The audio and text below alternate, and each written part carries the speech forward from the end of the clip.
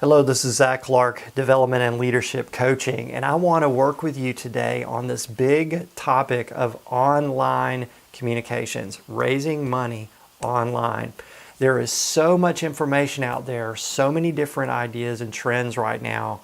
It is very hard to know where to focus. And what I want to do on this video is I want to talk to you a little bit about the context in which you are trying to raise money as an organization and how that relates to online communications. I want to talk to you about the trends out there and the temptation to get involved in way too many different things and the confusion, how to deal with the confusion that comes from that.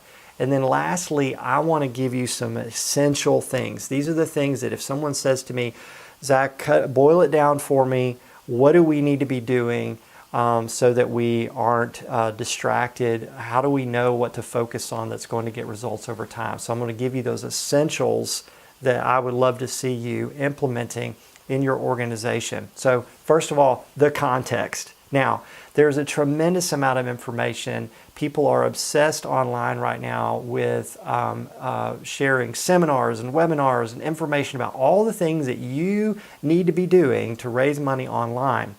And what I want to do is step back from this and share with you the context of what's really happening online as it relates to giving. So let me start with a question for you to ponder for just a few seconds. What percentage of total consumer retail sales in America, we're going to use them as an example, what percentage of all retail sales for consumers are made online? What percentage? So guess, out of all the retail sales in America, what percentage are made online? What percentage of those purchases are made online? So did you guess over 50%? Did you guess maybe 40%? Did you guess really, really high or really below that 50% mark or lower? What did you think? Well, let me give you the answer. It's actually pretty hard to find this. The total percentage of retail sales is online is 7.5%, a little over 7%. So this is, I don't know about you, this was shocking to me, and I find that everyone I talk to guesses way too high, not even close, not even in the ballpark. So all this fuss, all this hype for 7.5% of all retail sales. Now, but what about business to business, a business selling a product to another business? Surely that would be more online because businesses would be even more up to speed on all that, right? No, it's about 9%, so just slightly higher. And then what about giving? Obviously, that's what we really want to know. What percentage of all gifts being made are being made online? And you know what? It's about 7%. So I don't know how you're reacting to that, but I can imagine that you might be shocked because of the amount of stuff that winds up in your inbox and invitations and things you're hearing at seminars about how blasted important all this online stuff is. So that's the context in which we have to make decisions. Is there's this obsession with this. Why? Well, it's because of the growth rates. So there is no question more and more sales and purchases and gifts are being made online. In fact, the growth rates oftentimes exceed 100% a year. So the way I would explain this or equate this for you is it's kind of like a business that's been around for 50 years that's doing billions in product sales, that's extremely healthy financially, that's an amazing investment over the long haul, but no one wants to talk about that. No one wants to write a news story about that company because they're too busy talking about the young startup founded by the teenager that might be the next Facebook and it's going to have this amazing growth rate. So that's the dynamic, that's the context in which this conversation about online giving is happening. So what I want to do is kind of remind you the amount of confusion that's out there. There's all these different tools being touted and pressure on you to use these to raise money.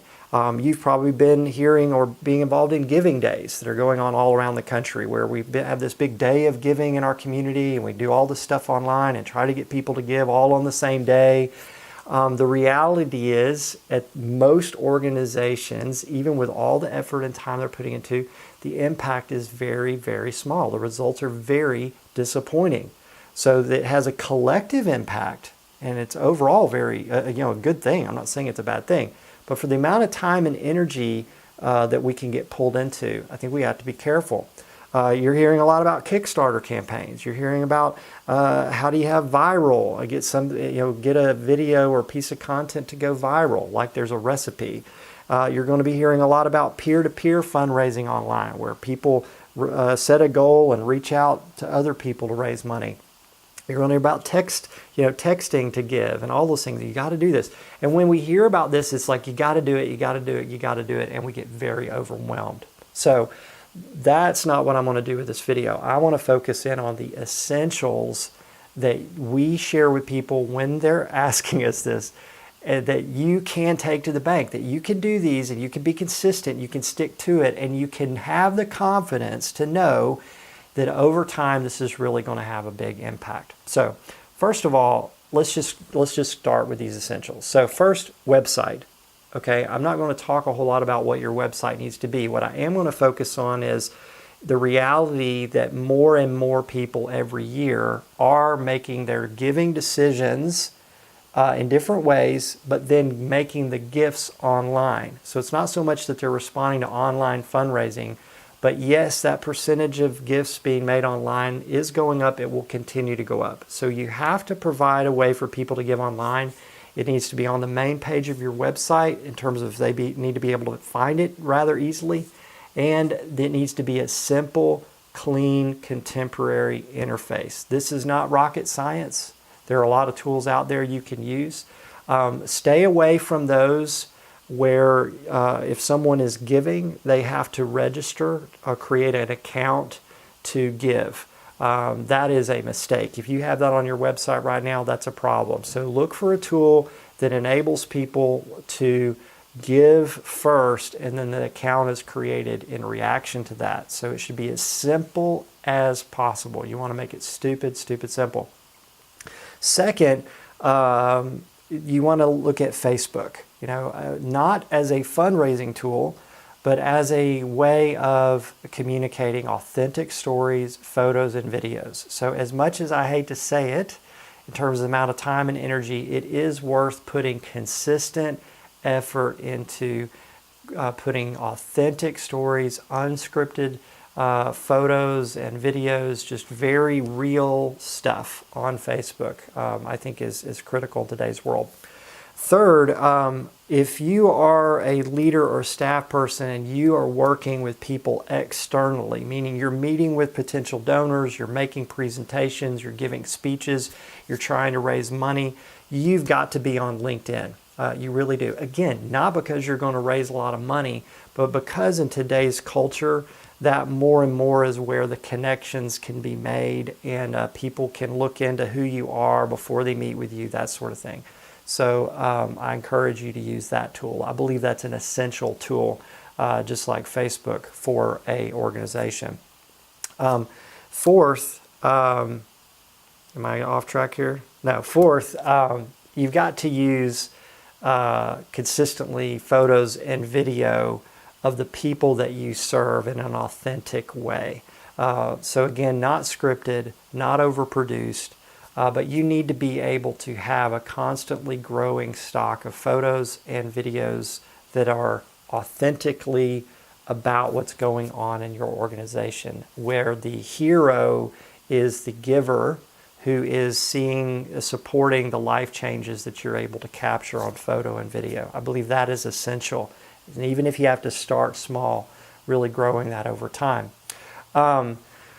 Another essential is excellent content that's consistently put out on these different mediums that positions your staff as experts in the field. So this is tricky because we don't want it to be all about us or make us the hero, but when you can put out content from time to time where staff are viewed as experts, that provides opportunities for other forms of media or PR to kind of pick up on you, and you become sort of the go-to source and voice for what's going on in the work that you do. That would be essential. Lastly, email. Email that is a careful blend between sharing content and promoting dialogue. Sharing content and promoting dialogue. So don't view email as a solicitation tool or something that you're always asking people to give via. Do that selectively, but view email as a way to share great content and also share from individual to individual. So I encourage people to blend between your branded looking email, the sort of this official email from our organization, create a blend between that through the year and individual text-based email, just like an email you would get from a friend or a colleague. So again, keeping each of these I view as essential. Now, here's the bottom line of all of this. Everything that I just said, the point is to not use these as fundraising tools. That is where we get messed up. Avoid viewing online technology as a fundraising tool. These are just, for more and more people, life online. It's just integrated and a part of how we do life now and how we communicate and how we build relationships. So when you're using these tools in a way to raise money, that's where you're going to mess up and you're going to trip up and you're going to be very frustrated. Instead, view these tools as just another way to seamlessly be communicating and building relationships with people. If it's authentic and it's true to the everyday use of the medium, you're going to see a big impact over time. Thank you.